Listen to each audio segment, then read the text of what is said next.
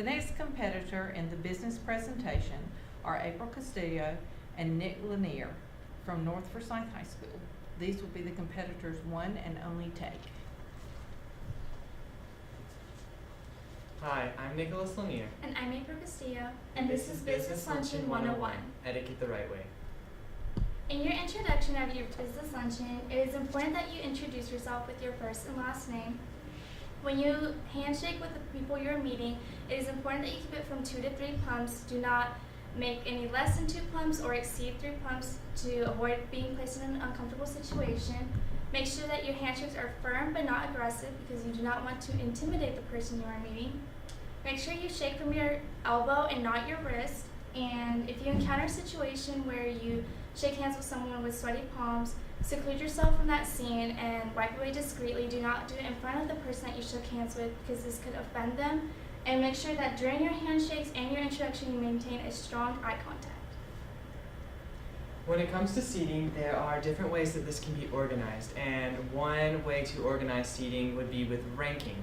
And this is where higher ranked officials are placed closer to the host, such as a manager being closer to his CEO rather than a custodian being closer to the host, or different things like that. And also remember to remain standing until your host has begun to sit down. This also goes to placing a napkin on lap. Do not do so until the host has begun to do so. It's always polite to follow the host's leads in a business luncheon. And when it comes to sitting down, please remember to sit up straight. Do not slouch nor lean back, causing the chair to tip over. This is very rude, and it shows that you don't really want to be there and you don't really care about what's going on. When it comes to ordering, it is important that you do not ask for explanations for everything on the menu. Make sure you let the host take the lead if you're uncomfortable ordering for yourself. If you order for yourself, refrain yourself from ordering sloppy foods such as wings or spaghetti.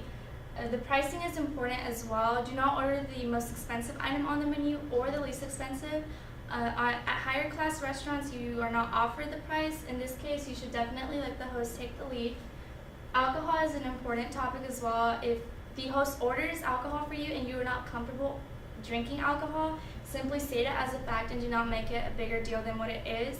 If you are comfortable drinking alcohol and your host lets you order it, then you can drink it, but keep it to a minimum.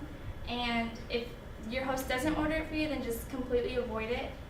And when it comes to eating meat, please remember it is important to cut the meat. Try not to saw at it. This is really important, and when cutting it, don't raise your elbow up into the air. Please leave it down. When it comes to appetizers, the only types of bread that you should be eating whole would be breads such as breadsticks or toast. Other types of bread you will need to break into pieces. And when it comes to salads, cut your salads up when eating it. Try not to go in and eat a whole piece of lettuce by itself because this isn't your first time eating. You have a whole other portion to the meal coming up, so take your time.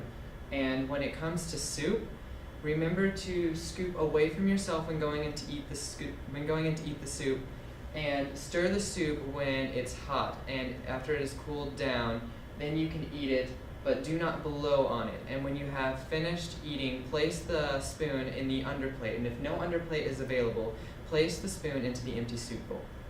Prior to your meal is usually when conversations begin to pick up. This is an essential part of your night because you do not want to bring up controversial topics such as religion or politics. These are your common chaotic conversations, so you want to avoid those completely. The same goes for personal questions. You do not want to intrude on the lives of others around you, so maintain the most boundaries you can with those, and maintain a strong eye contact as well. This allows your listeners and your speakers to so they can acknowledge that you're listening and that you care for them and that you're not there just to speak and to eat. A couple of don'ts for a business luncheon is do not speak with your mouth full. This is common courtesy and you should avoid it completely because it's rude. Do not overindulge. This is not your first or last time eating. Do not lick your fingers or utensils. Your napkins are placed there for a reason and use it when they're necessary. Do not argue over a check or offer to pay the tip. Your business has invited you to a dinner and you should let them take care of it and do not place them in an uncomfortable situation by offering to pay any portion.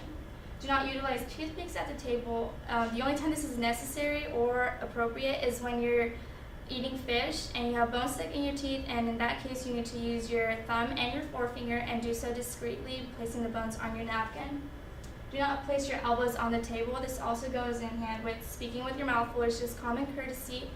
And do not check your phone because this makes people notice you and it looks like you're bored, so you want to avoid that completely and leave your phone in your bag or in your car if possible.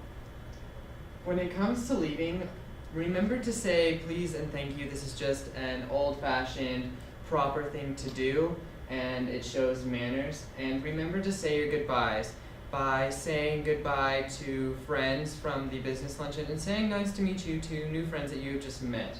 Remember to compliment the dinner when thanking the host, to show him that you enjoyed yourself, and to hope that he will invite you to another luncheon that he may be hosting. And it is important to thank the host last and compliment everything, because you do not want to go around talking to everyone and then thanking your host and then going back to talk to other people. You want him to be the last person that you talk to because it shows that you care. And remember, communication is key, so remember to say proper goodbyes and talk to everyone there to show that you are a polite and courteous person. Thank you for listening to Business Luncheon 101, Etiquette the Right Way by Nicolas, Lanier, and April Castillo.